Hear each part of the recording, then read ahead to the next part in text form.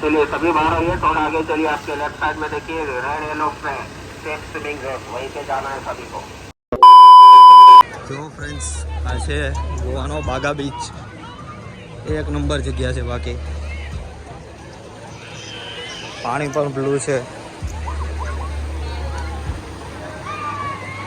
બાગા beach, Kingfisher.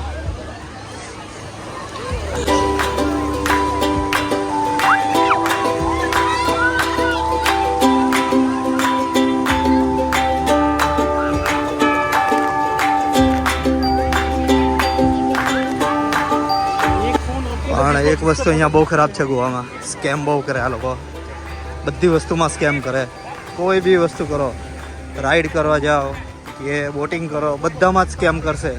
અને ક્લબમાં કે એમાં જતાં પહેલાં તો 100 વાર વિચારજો, કેમ કે પહેલાં પૈસા લેશે આ લોકો, બાઉન્સરને ઊભા કરી દેશે અને 10 થી 20 હજારની માંગણી કરશે આ લોકો.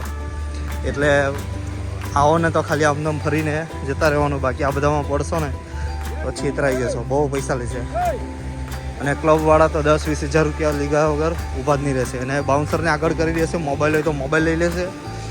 અને ગોલ્ડ એવું કંઈ પહેરીને આવવાનું જ નહીં. અહીંયા બહુ ખરાબ સ્કેમ થાય છે.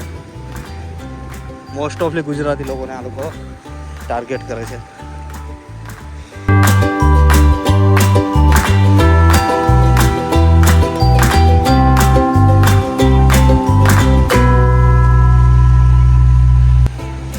ફ્રેન્ડ્સ, આ જે ઝંડો છે ને રેડ, ત્યાંથી લઈને પેલા ત્યાં રેડ ઝંડો છે ને અહીંયા, ત્યાં સુધી ઇન્ડિયન એલાઉ નથી, ઓનલી ફોરેનર. આટલી જગ્યામાં ઇન્ડિયને નાવા બાવા નહીં દીધા, ખાલી ફોરેનર લોકો જ.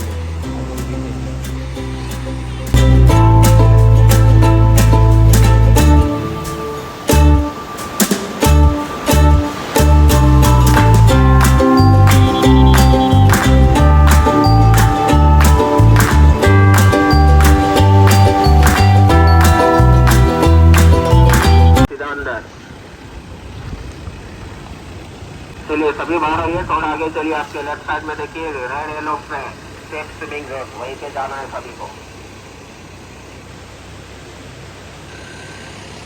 હેલો ફ્રેન્ડ્સ, અત્યારે જઈ રહ્યા છે અંજુના બીચ. તો કે આવી જ ગયો છે. બાગા બીચથી 8 કિલોમીટર દૂર છે. ઓહો, બહુ પાણી છે અહીંયા તો.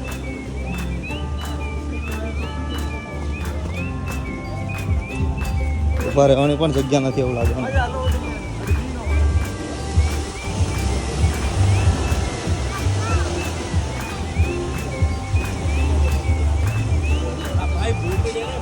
આ છે Anjuna beach friends.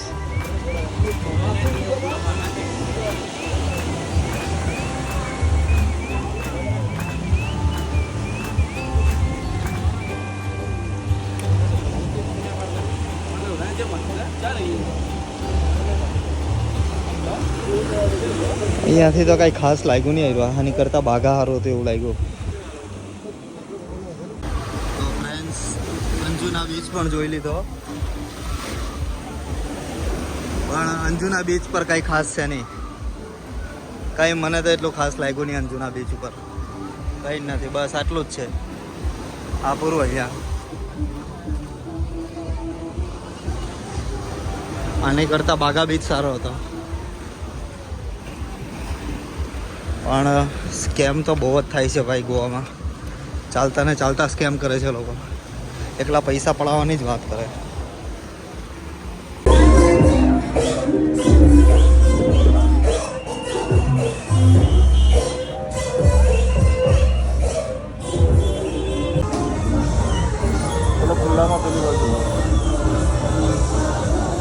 Hello friends, તો આ રૂમ રાખી હતી ગોવામાં. બાગા બીચની નજીક જ છે. 1500 રૂપિયા લીધા હતા. 2 દિવસ માટે રાખી હતી. સારી છે, ઓકે છે, કોઈ પ્રોબ્લેમ નથી. 2-3 જગ્યાએ બાર્ગેનિંગ કરવાની ટ્રાય કરી પણ કશે આપી નહીં. તો છેલ્લે અહીંયા 1500માં 2 દિવસ માટે રાખી લીધી. અને આજનો લાસ્ટ દિવસ છે, બીજો દિવસ. એટલે કાલે સવારે પાછા નીકળી જશું સાઉથ બાજુ.